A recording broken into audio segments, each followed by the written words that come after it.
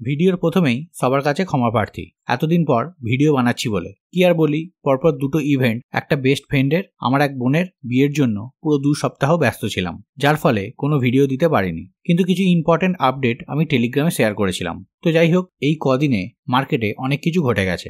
দুদিন আগেই ইন্ডিয়ার ইনফ্লেশন ডেটা রিলিজ হয়েছিল, যেখানে সাময়িক স্বস্তি দেখা যাচ্ছে, কারণ গত মাসের এই ডেটা অনেকটাই চিন্তায় ফেলে দিয়েছিল।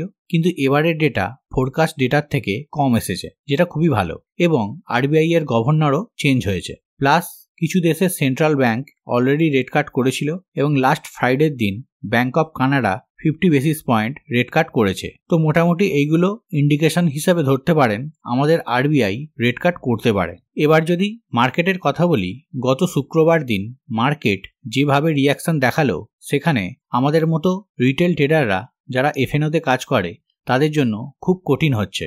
সকাল 1 ঘন্টার মধ্যে বড় বড় সাপোর্ট লেভেল ব্রেক করে দিল, তারপরে ভি শেপে রিকভারি এবং 200 পয়েন্ট পজিটিভে ক্লোজ দিল। এটা পুরোটাই আনপ্রেডিক্টেবল ছিল। তাই একদম না শিখে যারা এফএনওতে ট্রেড করছেন তারা একটু স্টক স্পেসিফিক কাজ করুন, কারণ অ্যালগো ট্রেডিং রিটেল ট্রেডারদের বরবাদ করে দেবে। এছাড়া অ্যালগো ট্রেডিং নিয়েও সেবি কিছু স্ট্রিক্টলি রেগুলেশন আনছে, তো দেখা যাক সামনের দিনে কি হয়। তো যাই হোক, মার্কেট কারেন্টলি খুব ভালো পজিশনে আছে। সামনের দিনে 25,100 থেকে 25,200 এই লেভেলে একটা রেজিস্ট্যান্স হিসাবে কাজ করতে পারে। এই রেজিস্ট্যান্স লেভেল ব্রেক করতে পারলে আমরা মার্কেটকে আবার একটা নতুন হাইয়ে দেখতে পারি। এবারে মার্কেট যদি র্যালি করে, সেখানে লার্জ ক্যাপ স্টকের ভূমিকা সব থেকে বেশি থাকবে as compare two mid cap এবং স্মল ক্যাপ সেক্টর, স্পেসিফিক কিছু স্টক ছাড়া। তো অলরেডি আমরা আইটি এবং ব্যাংকিং সেক্টরে একটা ভালো মোমেন্টাম দেখছি।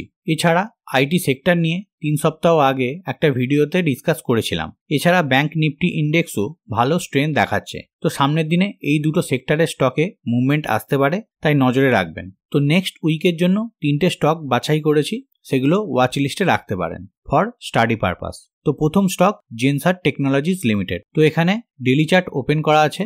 এই স্টকটা আগেও ট্রেডিং পারপাস ডিসকাস করেছিলাম, কিন্তু এন্ট্রি হয়নি। তো যাই হোক, আবারও একটা অপরচুনিটি তৈরি হচ্ছে। স্টকটা মাল্টিপল টাইম 815 থেকে 830 মধ্যে রিজেকশন ফেস করেছিল এবং রিসেন্টলি লাস্ট 4 দিন সেম জায়গায় রিজেকশন পেয়েছে। এর মানে ওই লেভেলে সেলাররা অ্যাক্টিভ, যার কারণে বারবার সেলিং আসছে। তো নেক্সট দিনগুলোতে প্রাইস যদি 817 এই লেভেলের উপরে ওয়ান ডে ক্যান্ডেল ক্লোজ দেয়, তাহলে হাফ কোয়ান্টিটি, এবং 832 এই লেভেলের ওপর ওয়ান ডে ক্যান্ডেল ক্লোজ করলে আরো হাফ কোয়ান্টিটি অ্যাড করতে পারেন। এসএলটা একটু বড় হবে, 697 এর লেভেলে এসএল রাখতে পারেন, প্রায় 15% এর মতো। আর শর্ট টার্ম ট্রেডাররা 747 এ এসএল রেখে কাজ করতে পারেন। প্রাইস বাড়ার সঙ্গে সঙ্গে এসএলটাও ট্রেল করে নেবেন।